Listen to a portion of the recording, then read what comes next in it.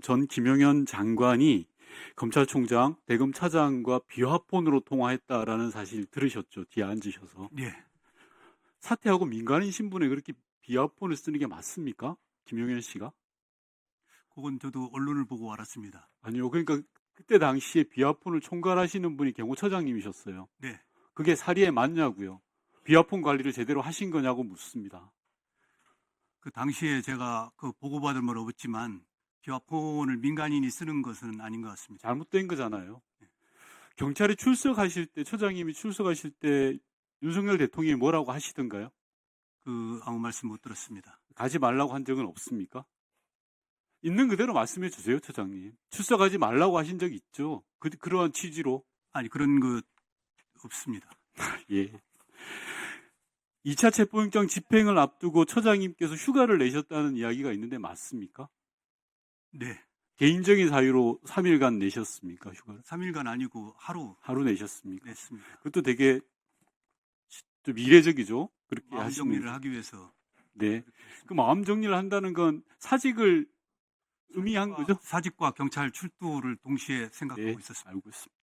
1월 5일 날 처장님께서는 이례적으로 영상 메시지를 내셨습니다. 저도 청와대에 좀 근무를 했었는데 경호처장이 그렇게 공개적으로 입장 표명한 건 제가 역대 경호처장으로 처음 봤습니다. 그게 자의에 의한 입장 발표입니까? 네. 그 당시에 저희 경호처 직원들이 너무나 흔들리고 있었고 네, 여러 가지로 어려움을 겪고 있어서 제가 좋습니다. 경호처는 정치적 예, 좋습니다. 그때 경호처장이 말씀하신 게 경호처가 개인 사병으로 전략했다라고 전략했다라는 모욕적 은사는 삼가해 달라고 하신 적 있죠. 네, 그렇습니다. 자, 그러면 처장이 경호처장으로 부임한 이후에 생가구체통이라는 걸 설치한 적 있죠.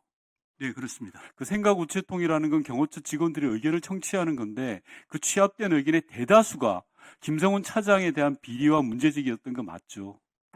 여러 가지 상당수, 여러 가지가 아니라 상당수가, 대다수 한 80% 이상이 그걸 차지하는 거 아닙니까? 제가 몇 가지 지적해 볼게요. 대통령 차량 시승쇼, 그 다음에 49제 행사에 직원 동원했던 거, 생일 축하 이벤트로 전 직원 축하엽서 쓰기, 축하 동영상 찍기, 이런 거에 대한 투서를 쓴 거 아닙니까? 제가 거짓말했습니까, 지금? 그 내용과 관련 지금 제가 받고 있는 또 그리고 김성훈 차장이 아니, 그런 내용이 관련되어 있어서 없으면 없다고 이야기하시면 돼요, 처장님. 제가 방금 예를 들은 게 없습니까? 그런 생가구체통 안에? 제가 드리는 말씀은요, 처장님. 바로 경호처가 개인의 사병으로 전략을 시킨 건 김성훈 차장 같은 사람인 거예요. 경호처 직원의 존경하는 의원님, 제가 이 자리에서 그 부하 직원의 허물과 관련된 이야기를 말씀드리는 것은 제 도리가 아니라고 생각합니다. 좋습니다. 그거는 뭐 공직자의 도리일 수 있습니다. 하지만 경호처가 개인 사병으로 전략됐다는 말씀을 하시려면 경호처를 개인 사병화시킨 주범을 경호처장으로 계실 때 정확하게 이야기하셨어야죠. 경호처 직원들이 김성훈 차장의 만행과 행포에 고통스럽고 괴로워한다는 걸 아셨잖아요. 생가구체통이라는 걸 만들어서 그런 의견을 취합하셨잖아요. 그래서 제가 부임 후에 경호 본연의 업무에 집중하도록 누차 직원들을 교육하고 절대 쓸데없는 일 하지 않도록 그렇게 잘하신 겁니다. 그 잘하셨는데요. 했습니다. 그 뿌리가 지금도 남아 있어요. 김성훈 차장이. 제가 처장님 그 일은 잘하신 겁니다. 그런데 그 뿌리가 경호처를 개인 사병화시킨 그 뿌리가 김성훈 차장이 지금 남아 있어요. 그거를 제거하지 못하고 도려내지 못한 처장님 책임도 결코 가볍지는 않아요. 그래놓고 왜 이걸 메시지를 외부로 내면서 바깥 핑계를 댑니까? 외부 핑계를 댑니까? 시민들 핑계를 대고 공권력 핑계를 대냐는 겁니다.